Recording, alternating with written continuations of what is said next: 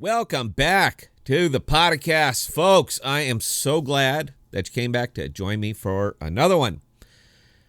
The Democratic candidate for President of the United States is irrelevant. It could have been anyone at all, and they would have pushed for him or her just as hard.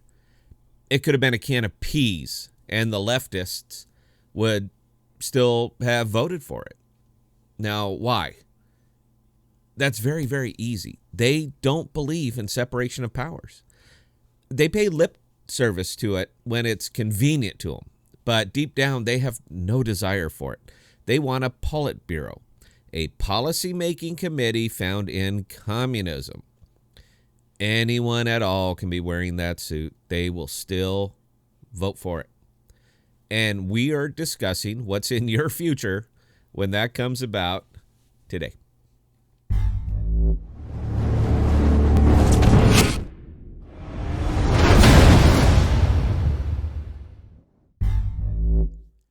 So a little history. A Politburo, or political bureau, is the executive committee for communist parties.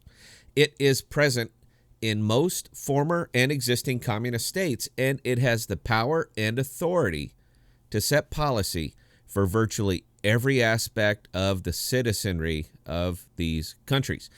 Manufacturing, agriculture, education, foreign affairs, everything. Under Trotskyism, the Politburo is a bureau of the Central Committee.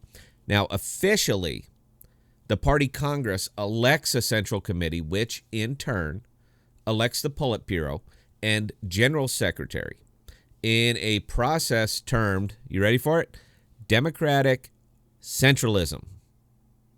Now, interestingly, democratic centralism has also been practiced by social democratic parties. Have you ever heard that term before? Democratic socialism. Who said it? Someone sort of famous here in the U.S. very recently. I forget their name. Maybe you remember. It was quite a popular movement. Bros of some kind or another. Something bros.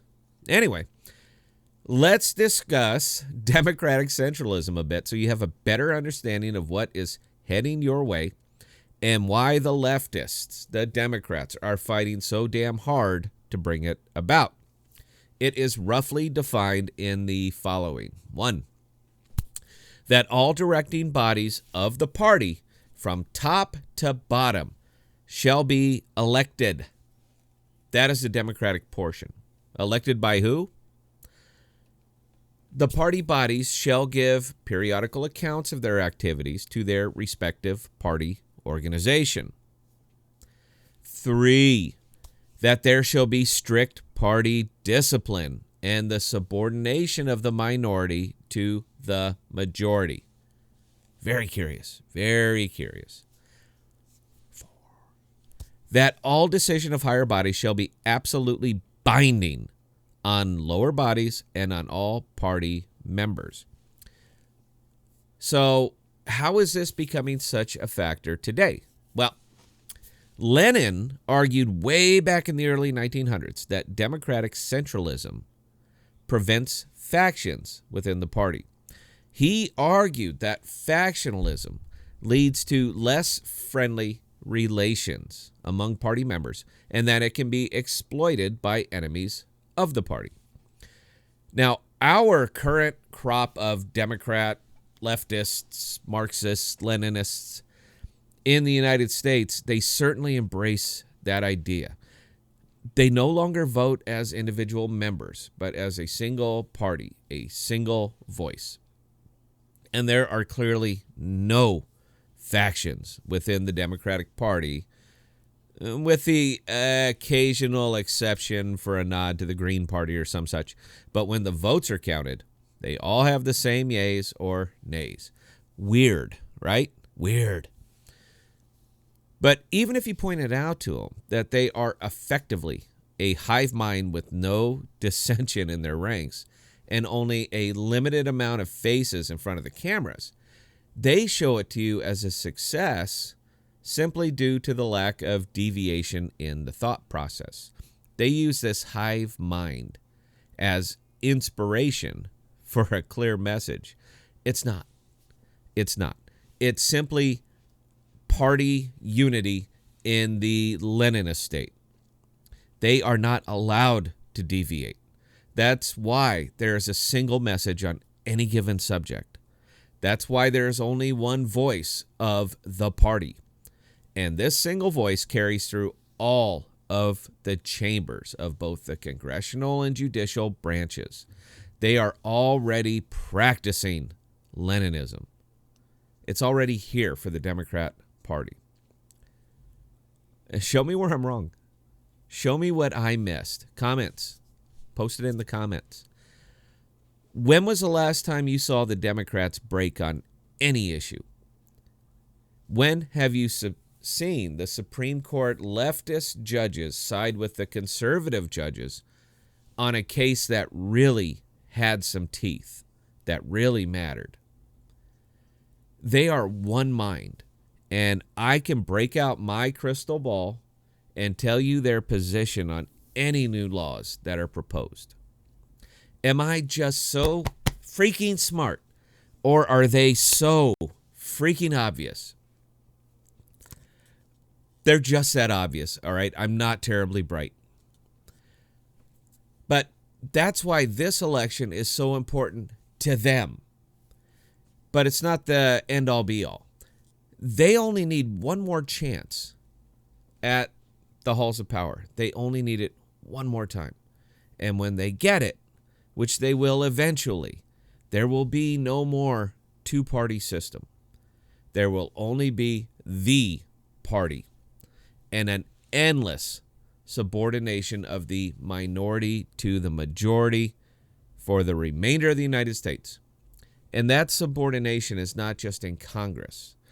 It will be a coast-to-coast expectation of the citizenry, and they will rule as if it is. That is democratic socialism. That is democratic centralism as coined by Lenin, and that's our future. I'm sure it's a great system if you're in charge of it.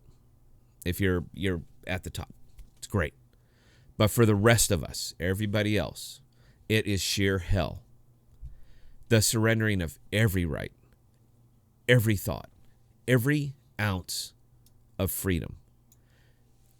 They illustrate this clearly now in every article and every media story. One thought, one mind, one party.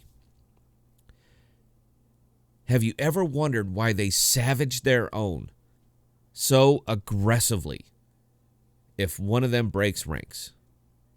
See above. Do you wonder why they all have the same message when campaigning?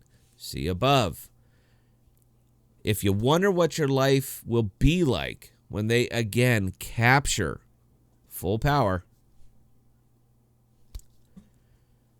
I ask all the time, what will we fight for? What will patriots fight for? That should be your answer.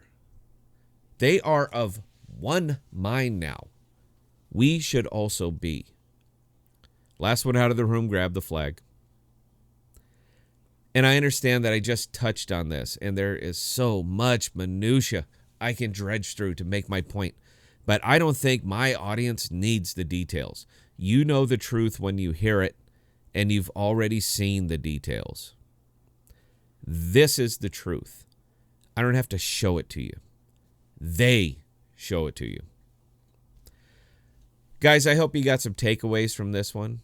I hope the definition was adequate, and we can just put this to bed. For myself, for Bell, for Cardinal, until next time, Patriots, please stay safe. Please keep up the situational awareness. Please keep the head on a swivel. And we're going to talk to you guys next time.